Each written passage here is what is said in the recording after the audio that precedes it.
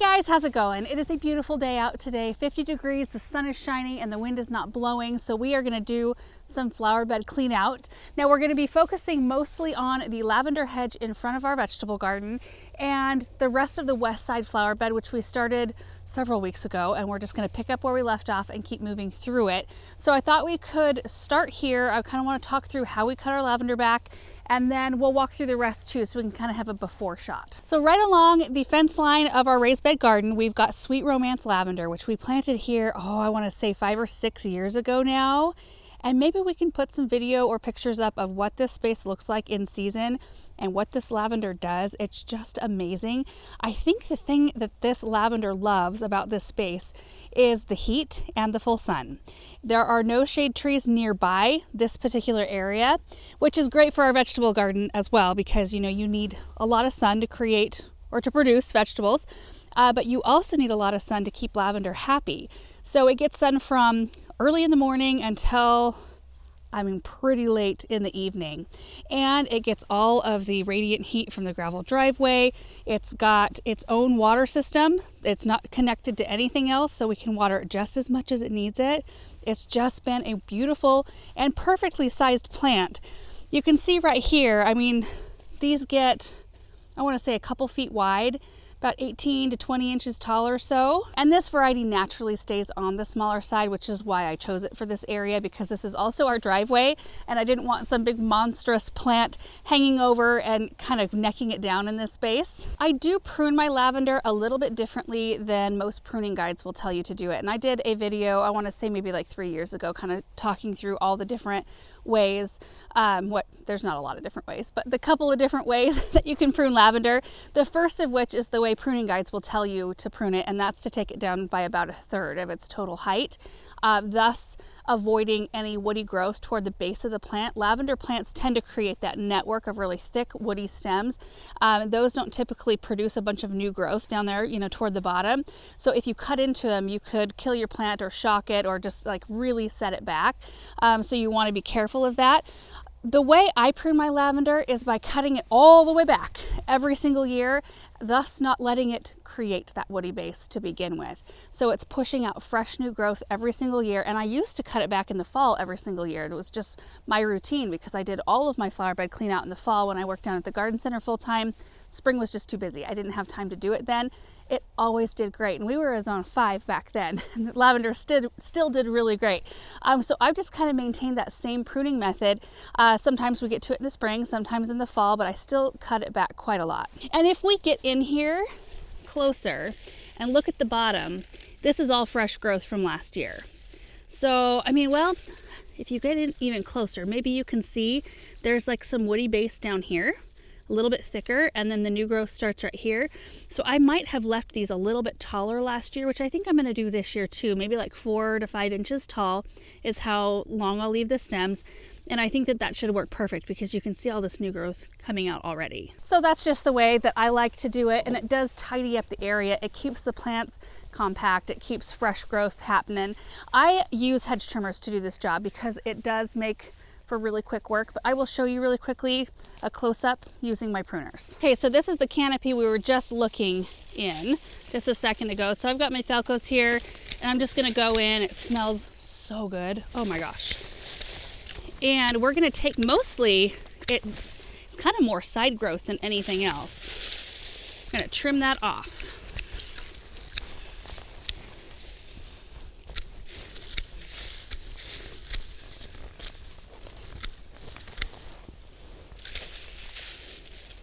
And there you have it. It's about 5 inches or so tall, and they kind of end up turning into a dome shape, but it cleans it up just so beautifully. And you might be able to see that woodier growth a little bit easier now. But all of these branches right here, these were all brand new last year. So if you keep cutting it back, you're not going to let it create the thick wood like you see right here. So that's what we're going to do for the whole lavender hedge. And then we're going to move over into this flower bed, and I'm going to cut some roses back. These are the Ambridge Rose variety, the David Austin. They're so beautiful. I'm going to save the climbing roses for another day because I think I want to dedicate a whole day to the climbing roses. But right below it, we've got some perennials. There's some daisies in here. There's a buddleia. that I will cut back. And then right across the sidewalk here, we already started our clean out on this side. You can see all the brand new fresh irises coming up. I cut these roses back a little bit earlier on, so I could go in and cut them back a little bit further now. Boo! What are you doing? Are you sneaking on me? She's running. You are so fast. Whoa.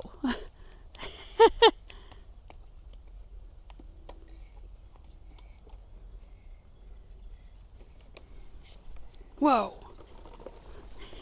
And we ended our cleanup about right here. So we'll start in with the asters here. We've got roses to cut back. There's Caryopteris, which usually you want to wait on these, kind of like Buddleias. You can see the new leaves coming out right here, maybe, hopefully. So you usually want to wait till you see some activity, and you can wait longer than now to cut these back too. What are you doing? But today I'll come in and probably cut above the first set of really strong buds. Okay, my goodness with the activity. Why'd you take them off? Did you get stuff in them? Yeah.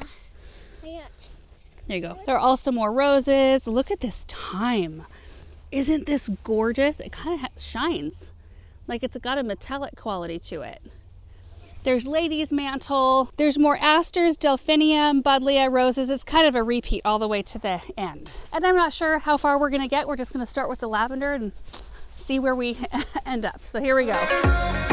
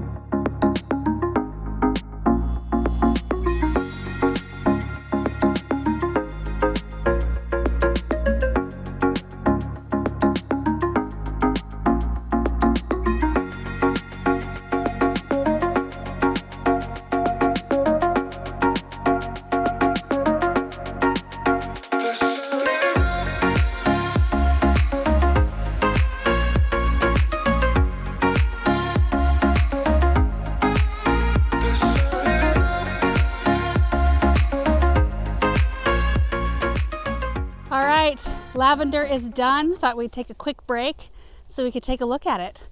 Boy, it just tidies it up so much to cut that back. And I did have to come inside and take some out. Like you can see, for example, right here where one of the bunches has kind of grown up under the fence. And I love it. I love that it kind of comes through the fence back here, especially on that side. And we end up with blooms on both sides, which is so pretty. But I got my rake back in here too. I got all the leaves from behind these pots, trimmed the blackberries. I think I forgot to move my camera for that part. But just kind of did a cleanup. Just so nice.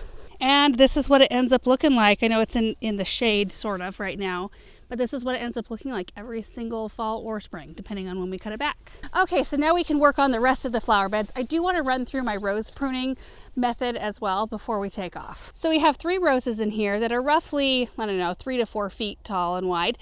I'm going to go in and take them down by about half. I usually go to about my knee or right above my knee in height. That's how I've always determined it. That will eliminate a lot of the bulk right from the gate. So we'll be able to easily see what to leave. So I top them first, and then I look for the 3 Ds, diseased, damaged, or dead. That's kind of the rule of thumb in any pruning situation like this. So we go in and remove anything that's broken, remove any really dark stems. You can tell the difference. In fact, I could probably show you one. So if I can get in here without getting snagged by the rose, that right there, not looking so hot. Okay, so I'm trying to point my camera at a dead stem, but it's way too hard without getting snagged by a thorn. So I'm just gonna cut one out. Real quick. So this is a dead rose cane right here. You can see like this bottom part looks almost black.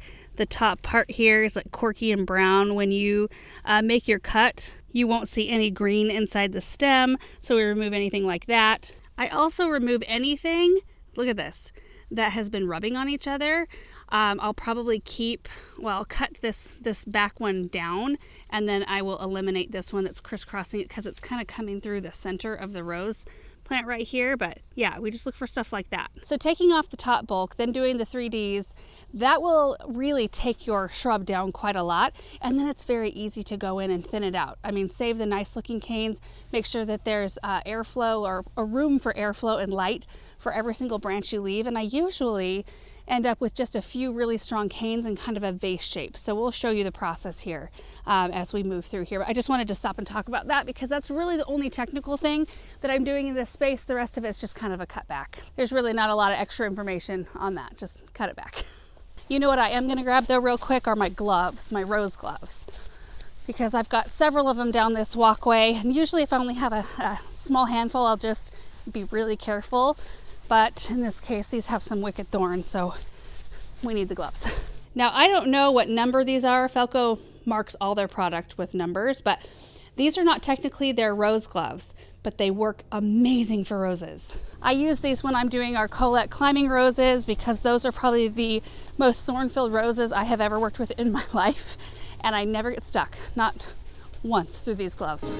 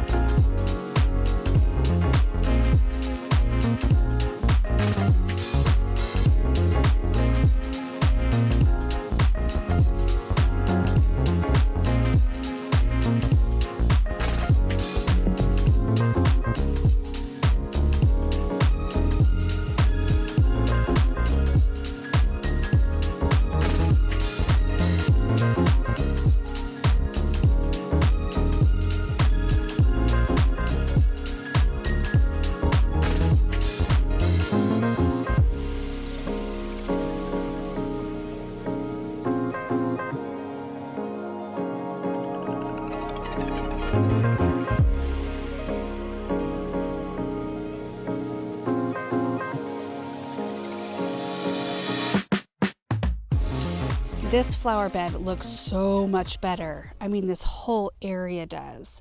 But we are at a point where the gator needs to be unloaded, and I actually have to wrap it up. I completely did not pay attention to what time I started, and I'm out of time. But hey, I'll take any little bit of work we can get done every day, a little check mark in this area for sure. I ended up taking these roses down just a little bit more than I had anticipated because I didn't want, like a lot of them were branching out, and I wanted to take it down a little bit further than where they had branched just to kind of size control them a bit.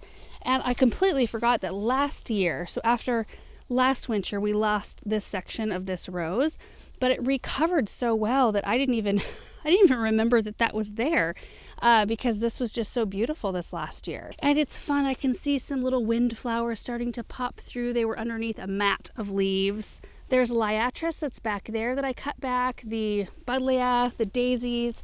There's also some chamomile right here. And maybe when we tackle the rest of this flower bed down here, which will go, I think, super fast, maybe we'll do these roses that day. They need some attention. I need to add some soil to this pot. I planted, what's the name of this one? Is it like Pure Joy? Something like that. It's one that just like comes up in mounds, and it survives in this pot every single year with no drip. I don't have any drip running to it. And I don't know that we even supplementally water it. It just survives. But I think it could use a little extra soil. It's sunk a bit. Okay, so let's head out to the dirt lands and get this load emptied. We'll take a look at the trees out there.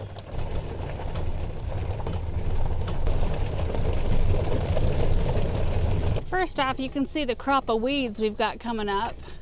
Look at that.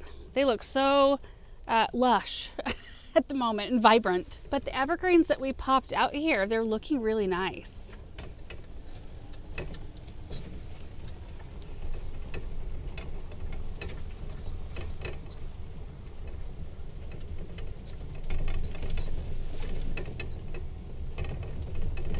There's my sumacs. We'll see if they survived. We'll have to wait a bit. It's so fun planting a mixed border because it's one of those things that you can just, especially if you're not in a hurry to get it all filled in, you can just find things that you like when you're at the garden center and pick it up knowing that you can just probably tuck it in somewhere in a border like that. And it's just fun to see all those things that just pop out to you all in one spot.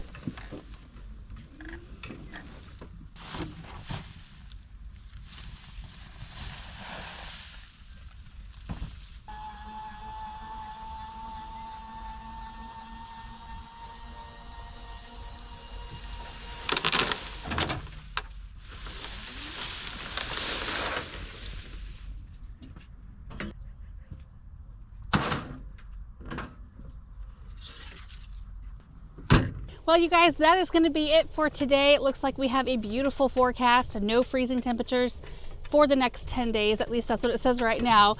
It looks like all the lows are going to be in the high 30s and low 40s, and highs during the day will be close to 50. High 40s, 50. It's so ideal. That is just my favorite time to work outside. So I am loving it, even when I can get out and do just little bits like we did today. I always feel like if I can get one gator load per day or per project, it makes me feel productive, and it makes me feel like we're staying on top of things. Anyway, thank you guys so much for watching. I hope you enjoyed it. I hope it was helpful, and we will see you in the next video.